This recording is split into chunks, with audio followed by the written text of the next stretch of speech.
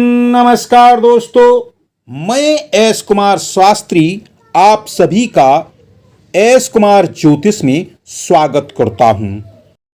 आज हम बात करेंगे प्रेम विवाह के योग के बारे में।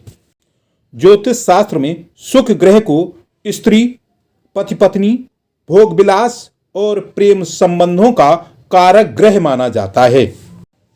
नंबर 1, प्रेम पाने के लिए कुंडली में शुक्र की दशा अच्छी होनी चाहिए, क्योंकि प्रेम प्राप्ति में शुक्र, चंद्रमा और मंगल का अहम योगदान होता है।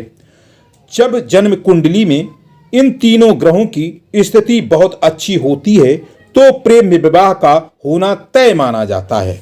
नंबर 2, ज्योतिष शास्त्र के अनुसार प्रेम विवाह का योग तब बनता है जब मंगल राहु से या शनि से संबंध बना रहा हो और पंचम भाव, सप्तम भाव और नवम भाव में स्थित हो तो प्रेम विवाह का योग बनता है।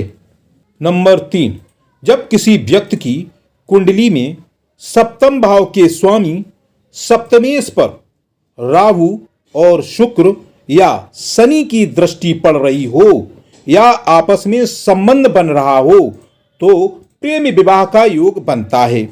नंबर 4, जन्म कुंडली में शुक्र और मंगल का जब कोई योग बनता है या इन दोनों ग्रहों का आपस में संबंध हो और ये प्रथम भाव, चतुर्थ भाव, सप्तम भाव, दसम भाव या एकादश भाव में हो तो प्रेम योग बनता है और जातक के जीवन में प्यार की बहार आ जाती है। और अगर यदि इस युति पर गुरु की दृष्टि पड़ रही हो तो प्रेम विवाह एक आदर्श विवाह बन जाता है।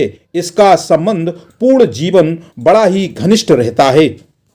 नंबर 5, जातक की कुंडली में जब पंचम भाव या सप्तम भाव में राहु स्थित हो या शुक्र के साथ युति बना रहा हो तब भी एक मजबूत प्रेम विवाह का योग बनता है। साथ ही ऐसा जातक अंतरजातीय विवाह भी कर सकता है।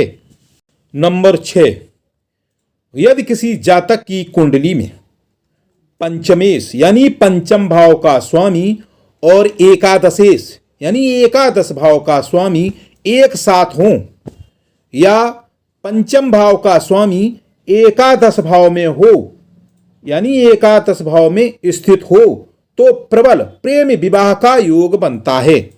नंबर 7, जब किसी जातक की जन्म कुंडली में शुक्र या चंद्रमा पंचम भाव या नवम भाव में हो तब भी प्रेम विवाह होने का योग बनता है।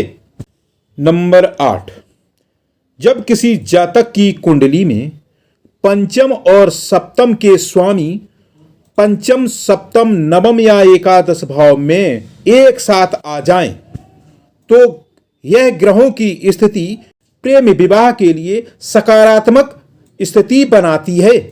नंबर 9, जब किसी जातक की कुंडली में पंचमेश या सप्तमेश का शुक्र से शुभ संयोग बन रहा हो और पंचम भाव, सप्तम भाव, नवम भाव या एकादश भाव में स्थित हों तो प्रेमी और प्रेम का दोनों में गहरा प्रेम संबंध होता है। ऐसी ग्रह स्थिति प्रेम विवाह के लिए काफी उत्तम मानी जाती है। जिन जातकों की कुंडली में ये योग नहीं है मगर उन्हें प्रेम विवाह करना है तो उन्हें प्रेम विवाह के लिए ये उपाय अवश्य करना चाहिए। 3 माह तक लगातार हर गुरुवार को किसी भी मंदिर में जाकर प्रसाद चढ़ाएं और फिर उस भोग को लोगों में बांटें। इससे जल्द ही प्रेम विवाह के योग बनते हैं।